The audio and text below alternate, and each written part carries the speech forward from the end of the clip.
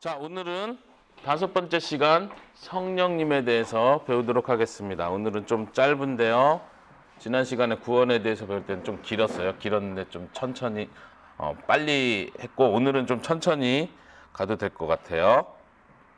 네, 5번째 시간 성령님에 대해서 문답으로 읽어보도록 하겠습니다. 첫 번째 질문. 성령님은 어떤 분이세요? 아버지 하나님과 동등하신 참 하나님이시며 아버지 하나님과 예수님께서 우리에게 보내신 분이에요. 네, 잘 읽어주세요. 성령님은 아버지 하나님과 동등하신 참 하나님이시다. 우리가 기억해야 될 건 삼위일체 하나님, 예수님도 아버지 하나님과 동등하시다. 참 하나님이시다. 똑같은 표현을 썼었어요. 똑같이 성령님에 대해서도 우리는 똑같이 고백을 합니다. 참 하나님이시다. 아버지 하나님과 동등하시다. 이제 동등하다는 표현을 계속 반복하지만 동등하다는 건 똑같은 영광을 받으시기 합당하시다. 똑같은 능력이 무한하신 분이시다. 똑같이 지혜가 무한하신 분이다. 우리가 처음 배운 하나님에 대한 그 속성을 똑같이 공유하신다. 이걸 어려운 말로 본질이 똑같다는 표현이에요. 그런 의미에서 동등하다는 거예요. 동등하니까 질서가 없다는 얘기가 아니에요. 성령님은 아버지 하나님께 보냄을 받으셨어요. 두 번째에서 그걸 말하죠. 아버지 하나님과 예수님께서 보내신 분이에요. 보냄을 받은 분이 성령님이에요. 그러니까 순종하시는 분이신 거예요. 그런 면에서는 질서지만 질서가 있고 그럼에도 동등하시다. 이게 같이 간다는 거예요. 우리는 자꾸 생각할 때 순종하는 사람은 무조건 아랫사람, 명령하는 사람은 윗사람, 이 개념으로만 생각하다 보니까 이게 자꾸 깨지는 거예요. 부부관계도 그런 면에서 계속 헷갈리는 거예요. 아내는 남편에게 복종하라 그랬으니까 남자가 생각하기를 너는 내 밑이야. 시키는 대로 해. 이런 식으로 자꾸 생각을 하는 거예요. 하나님과 관계를 우리가 잘 묵상한다면 그거에 대한 오해를 버릴 수 있죠. 성령님은 하나님 아버지와 예수님께로부터 영원토록 나오신다. 이렇게 신학적으로는 표현해요. 그래서 보내신 분이고 보냄을 받은 분이고, 예수님은 지난 시간에 예수님에 대해서 배울 때 예수님은 하나님 아버지로부터 영원토록 나오신다, 낳으셨다 이런 표현을 했는데, 성령님은 아버지 하나님과 예수님 두 분으로부터 보냄을 받고 영원토록 나오시는 분이시다. 지금도 나오시는 분이시다. 우리는 이렇게 표현합니다. 2번. 자, 성령님의 다른 이름은 어떤 것이 있나요? 하나님의 영 또는 예수님의 영, 진리의 영으로 혹은 보혜사 또는 대언자, 중보자라고도 불러요. 네. 성령님의 다른 이름을 기억하는 게 중요해요. 왜냐면은 성령님의 그 다른 이름이라는 건 그 이름 자체에서 성령님이 어떠한 일을 하시는지, 이름 자체에서 성령님은 어떠한 분인지를 보여주시는 거예요. 하나님 아버지에 대해서 배울 때도 이름에 대해서 배웁니다. 예수님에 대해서도 배울 때 이름에 대해서 배우죠. 예수님은 어떤 다른 이름, 다른 게 부를 수 있죠, 우리가? 그리스도. 그리스도의 뜻이 뭐였어요? 기름 부음 받은 자. 왜 그게 중요하죠? 그거에 따른 역할, 직분이 있기 때문에 그래요. 왕이 기름 부음 받았고, 제사장이 기름 부음 받았고, 또 누구?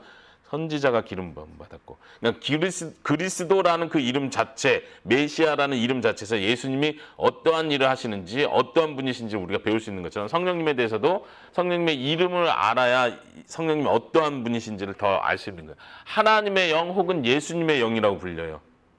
하나님의 영, 예수님의 영. 그래서 하나님으로부터 나오셨다, 예수님으로부터 나오셨다 이런 표현을 우리가 이해하는 거고요. 진리의 영, 진리를 가르치시는 분, 참 진리를 사람 속에 심어주시고 깨닫게 하시는 분, 인도하시는 분, 그런 차원에서 진리의 영이라는 표현을 쓰고요. 두 번째에서는 보혜사라고도 불려요 했는데, 보혜사라는 뜻이 뭡니까? 영어로 헬퍼, 도와주시는 분. 헬라어로는 파라클레토스라고 하는데, 파라클레토스라는 그 문자적 의미 자체는 옆에 부름을 받았다, 옆에 계시는 분이다, 이런 뜻이에요. 그래서 법적인 용어로 말하자면 파라클레토스는 변호인, 옆에서 변호해 주는 분, 이렇게도 번역될 수 있어요. 이 파라클레토스라는 단어가 요한 1서 2장 1절에 보면 예수님을 가리킬 때도 이 단어를 사용합니다. 그러니까 예수님도 보혜사시면서 요한일서 2장 1절에서는 예수님을 우리의 대언자라고 말씀하실 때 이 단어를 쓰는 거죠. 그러니까 예수님이 첫 번째 보혜사라면 성령님은 또 다른 보혜사다. 요한복음 14장 26절에 그것을 의미합니다. 이 단어 자체는 다른 말로는 위로자 혹은 상담자라고도 이렇게 번역할 수 있습니다. 위로자라는 건 위로해 주시는 분, comforter, 혹은 상담자, counselor, 우리의 어려움을 도와주시는 분, 이렇게도 부를 수 있는 거죠. 그러니까 이 이름을 통해서 우리가 알 수 있는 것은 성령님은 우리를 믿는 자들을 도우시기 위해 하나님과 예수님으로부터 보냄을 받은 영이시다. 이것을 알 수 있는 것입니다. 넘어가겠습니다. 5-3번. 성령님께서는 우리의 구원을 위하여 어떤 일을 하시나요? 1번. 듣고 깨닫게 하시며 2번. 회개하고 믿게 하시며 3번.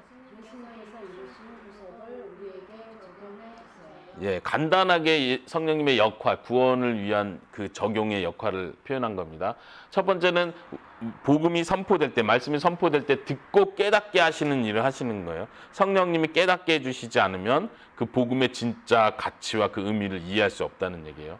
두 번째는 우리 마음속에서, 듣는 사람의 마음속에 역사하셔서 회개하게 하시고 믿게 하시는 거. 그래서 회개와 믿음을 선물이라고 표현하는 이유도 그거고요.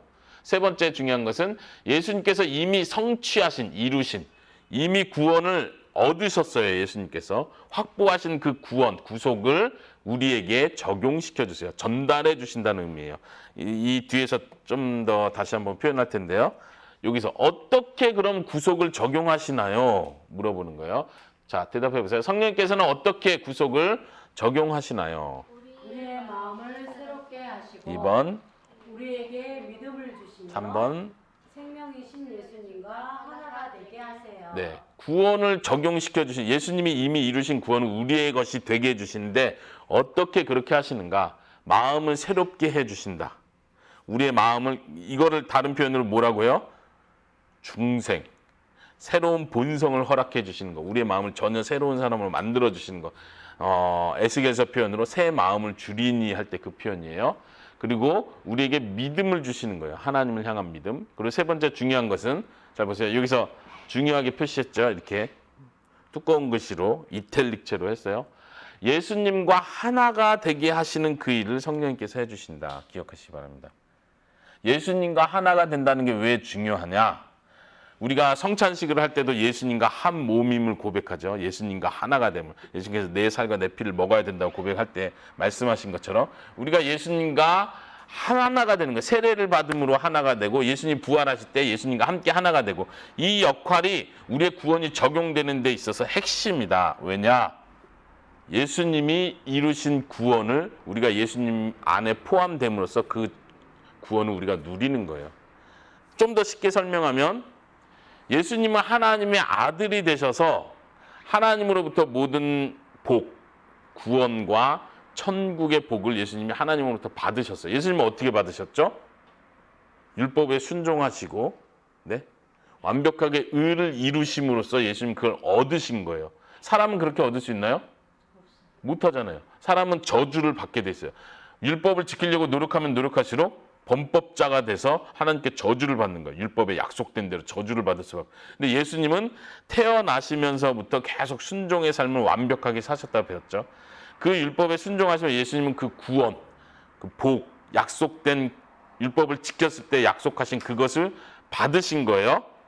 그 받으신 것을 하나님의 아들이 되셔서 받으신 것을 이제 우리가 똑같이 예수님과 똑같이 하나님의 아들들이 될 때 이해되십니까?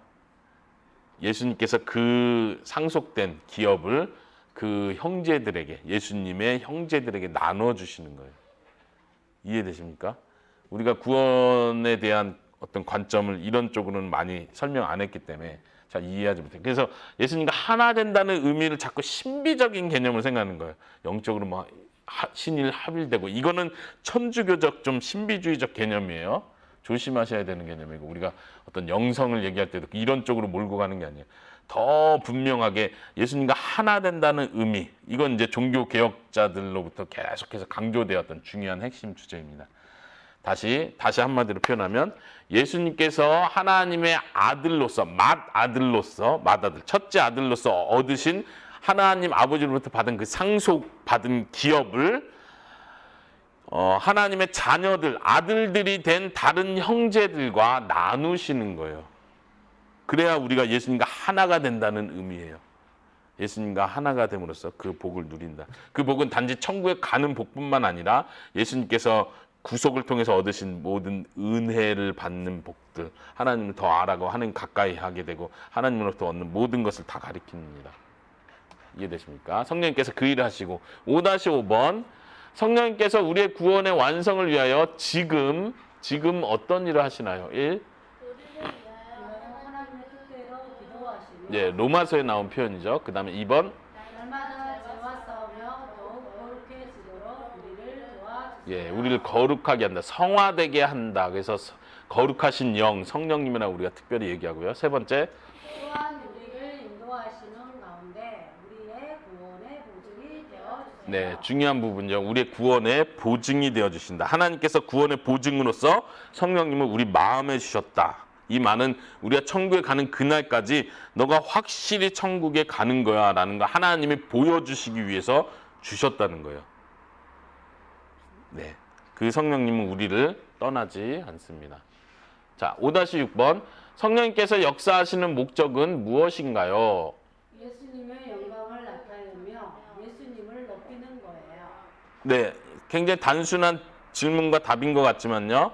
이것을 분명히 머릿속에 가지고 있는 게 굉장히 중요합니다. 특히 성령님에 대해서 우리가 따로 보통 조직 신앙할 때는 성령님에 대해서 따로 배우지 않고 구원론 안에서 다루죠. 근데 이제 이 6, 7, 8번 쪽은 특별히 오늘날 은사주의와 연관된 부분에서 주의를 주기 위해서 질문과 답을 만들었는데요. 성령님께서 역사하시는 목적을 분명히 하는 게 굉장히 중요합니다. 목적이 뭐라고 했어? 예수님의 영광을 나타내며 성령님은 어떤 일을 하신다고 했어요? 예. 그 전체적으로 그거를 우리의 구원을 적용시켜 주는 거예요. 그거 말고 다른 목적이 있을까요? 그 목적과 연관되지 않은 별도의 성령님의 역할이 있을까요? 예수님을 높이는 거. 예. 그럼 별도인가요, 그럼? 아니죠. 그냥 항상 성령님의 모든 역할, 지금 오늘날 시대를 생각하라는 거예요. 오늘날 성령의 역사, 은사, 기적, 치유, 방언, 막 은사들 얘기 굉장히 많아요. 사람들이 성령의 막 능력이 나타났다 이러면 막 사람들이 막 정신을 잃어버리죠. 그래서 막 거의 막 쫓아가요. 그런 집회에 막 쫓아가고 막 그런 능력을 보이는 사람이 있으면 대단한 사람이고 막 뭔가 특별한 거. 보통 교회에서 보통 목사님들이 말해주지 못하는 뭔가가 거기 있다고 자꾸 생각하는 거예요. 근데 성령님에 대해서 큰 오해가 있어요. 구원을 적용시켜 주시고 그걸 통해서 예수님의 이름을 높이는 것과 별도로 성령님이 다른 일을 할 거라고 생각하는 거예요. 그게 뭐냐면 성령님의 이름을 높이고 그 성령 은사 받은 사람들의 이름을 높이는 별도의 이 얘기죠. 모순되는 얘기예요. 그러지 않다는 거예요. 성령님의 역사는 항상 예수님을 높인다. 다시 예수님을 높인다는 건 예수님을 믿는 믿음으로 인도한다는 뜻이에요. 기적을 보이든 방언을 보이든 어떤 모든 사건들, 일들을 통해서 예수님께로 인도하는 거예요. 예수님을 향한 믿음, 예수님을 향한 경배와 찬양으로 인도한다는 거예요. 7번 한번 질문 보세요. 오늘날에도 성경의 권위와 동등한 똑같은 예언이 있나요? 없어요. 성경은 이미 완성되었어요. 2번. 성령님께서는 선택하신 자들이 성경의 말씀을 올바르게 이해할 수 있도록 도와주세요. 성령님께서 하시는 일, 특별히 오늘날의 은사 활동과 연관해서요. 성령님의 목적은 성경을 바르게 깨닫게 하는 거예요. 왜 성경을 바르게 깨닫게 하죠? 예수님을 통한 구원을 분명히 알게 하시려고, 그 믿음 안에서 자라가게 하시려고, 성화의 과정을 밟게 하시려고. 이게 분명한 목표예요. 이걸 통해서 하나님의 영광 받으시고 예수님이 높아지시는 거예요. 그런데 사람들은 자꾸 마치 성경을 떠나서 혹은 예수님을 떠나서 별도의 대단한 능력이 나타날 수 있다고 생각하는 거예요. 별도의 예언이 있고 별도의 특별한 기적들과 영광들이 있다고 생각하는 거. 위험한 생각이에요. 성령께서 하시는 일은 선택받은 자들, 믿는 자들로 하여금 하나님 말씀 바르게 깨닫게 해주시는 일을 하시는 거예요. 그래서 우리가 성경을 볼 때도 하나님의 은혜를 구하는 거죠. 하나님 말씀을 깨닫게 해주세요. 특별히 우리가 구하는 건 성령님 내 마음속에 역사하셔서 읽는 성경 말씀을 깨닫게 해주세요. 예수님께서 요한복음 14장에서 하신 말씀이 그거예요. 보혜사 성령이 오시면 너희를 진리 가운데 인도하실 것이다. 깨닫게 하실 것이다. 내가 너에게 가리킨 모든 것을 생각나게 해주실 것이다. 이것이 성령님의 분명한 역할이에요. 그러니까 이것과 별개로 자꾸 기적을 쫓아다니는 사람은 항상 위험에 빠집니다. 8번. 성령님께서 왜 신자들에게 은사, 다른 말로 선물, 특별한 재능을 나눠주시나요? 교회를 세우기 위해서예요. 네, 이것도 답변이 아주 간단하지만 꼭 기억하시기 바랍니다. 왜 은사를 줘요? 다시 말하면 이 세상에 지금도 현재도 많은 은사들이 나타나요. 물론 이 은사라는 개념은 신학자들마다 신학 배경에서 다 다르게 정의하고 또 이거에 대한 논쟁도 많지만 더 큰 폭에서 지금 설명하는 거예요. 하나님께서 역사하심으로 나타나는 일반적으로 말하자면 어떤 교회 안에서의 재능들, 능력들, 이거는 왜 나눠주시나요? 답변은 교회를 세우는 거예요. 교회를 세운다는 말이 뭐죠, 에스더? 나중에 우리가 교회에 대해서도 다시 정의를 하고 배울 테지만 하나님을 믿는 자들의 이 모임, 그 사람들이 교회라고 이해하시면 돼요. 그 사람들을 서로 세워주는 게 목적이다. 이해되십니까, 에스더?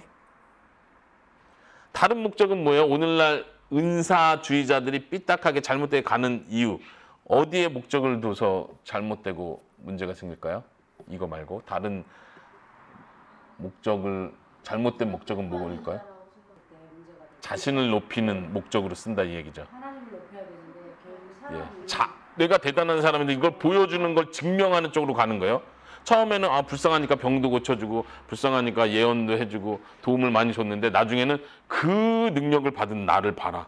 내가 얼마나 기도를 많이 했는지 봐라.